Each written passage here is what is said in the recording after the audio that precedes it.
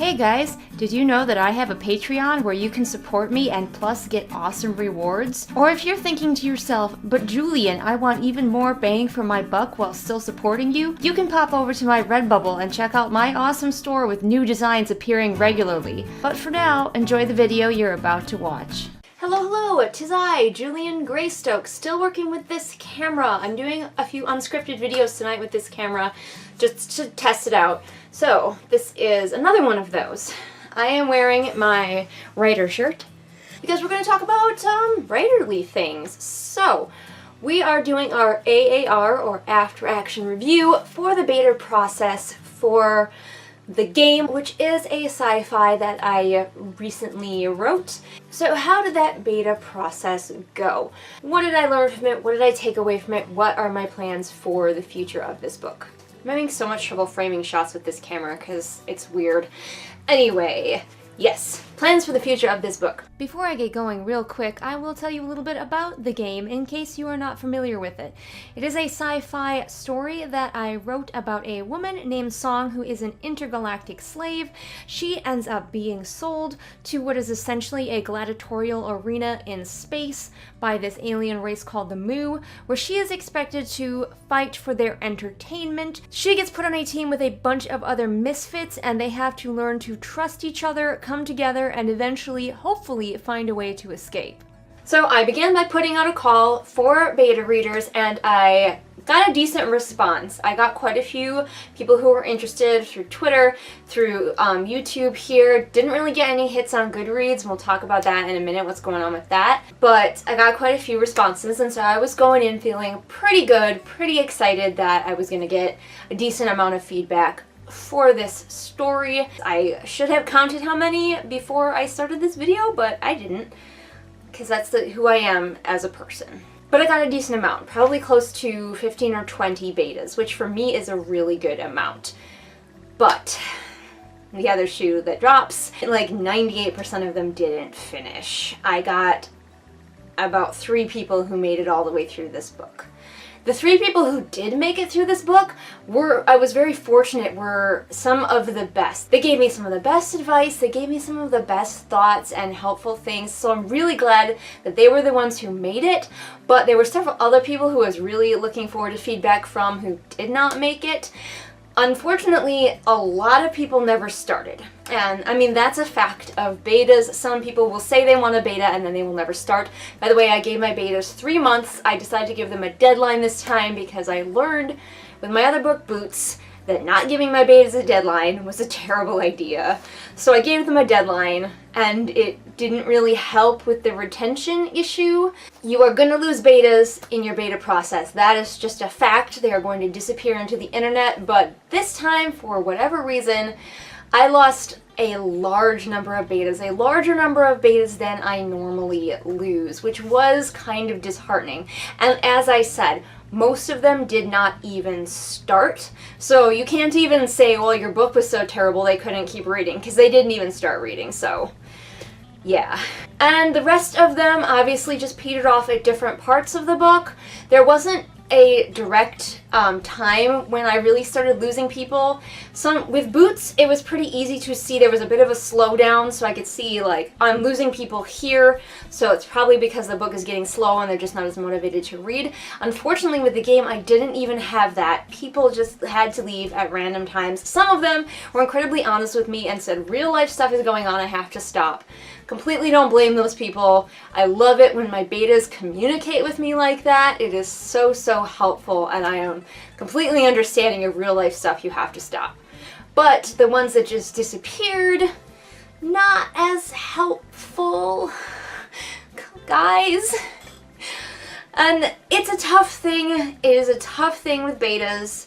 It's something that writers, I notice, don't often talk about, and it can feel like you're the only one who's losing beta readers. It can feel like everybody else just keeps all of their betas, but I think that's changing. Sort of AuthorTube is changing, and authors are being more honest about, like, problems that they're having, but up until recently, it definitely was the trend to hide the fact that you lost beta readers, because you don't want people to think that your book is bad, so you just don't tell anyone.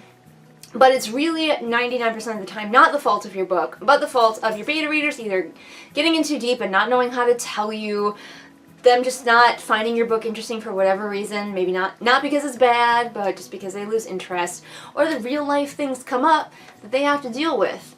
But yes, I lost a lot of betas, and although I love the 3 that made it through, I really wish that more had made it through. If you are one of those people who just kind of fell off and you're watching this now, you can still send me stuff. If you still have thoughts, 100% send them to me. Even if your thoughts are, I stopped reading your book because I didn't like it and this is why. For the love of all things holy, please send me those thoughts if you're watching this right now. Anyway, what did the betas who finished have for me? Well, there's a lot. There's more, I think, in this book that I'm going to be changing than there was in Boots, which is currently querying right now. I think part of the problem was that the game began as a serialized fan fiction. So I put out a chapter a week, and so the pacing of this book is different because it did start out as a serialized fan fiction, and I liked to keep my chapters pretty even, and so there's more padding, more maybe pointless scenes, more scenes that need to be combined or shortened than I'm used to from my editing. I'm very excited to get in and do that, but also like terrified because it's going to be a lot of surgery that I'm going to have to do. I kind of have an idea. I've honed in a little bit more on what needs to change, what needs to go, what needs to be combined. The ending is a really big problem for me. It's got a lot of stuff that's not working that needs to be tweaked. Like the overall ending is going to be the same, but the details are going to have to be very different, I think, to make it better. The ending is a lot. I kind of go on a little bit too long, I think, and so I'm going to have to trim it down and make it more streamlined. There's going to be a lot that I'm going to have to do, but I'm excited about it and also terrified. So, you know. The last thing I wanted to talk about with beta readers is something that I was talking about with a friend of mine, and that is, should beta readers be paid? Some of my friends who are not writers were just kind of listening to me vent about writing and keeping betas, and they were horrified to learn that we expect people to read and critique our book for free. And that was really strange because, as most of you probably know, in the author world, it is expected that you will beta read for free. And so we had like this conversation back and forth where they were just absolutely awestruck that we would be asking for this service from these people without any kind of compensation. And I know that that seems to be the way that it is trending on Goodreads. When I went to my usual group, that's like beta readers and proofreaders group, and I asked for free beta readers, I got no responses. I did get some responses from people who were like, hey, these are my rates. Want to pay me to beta read your book? And I was like, nah, I'm looking for free beta readers. So maybe that is the way that things are trending. Maybe it's time for the world of authors to change and go that way.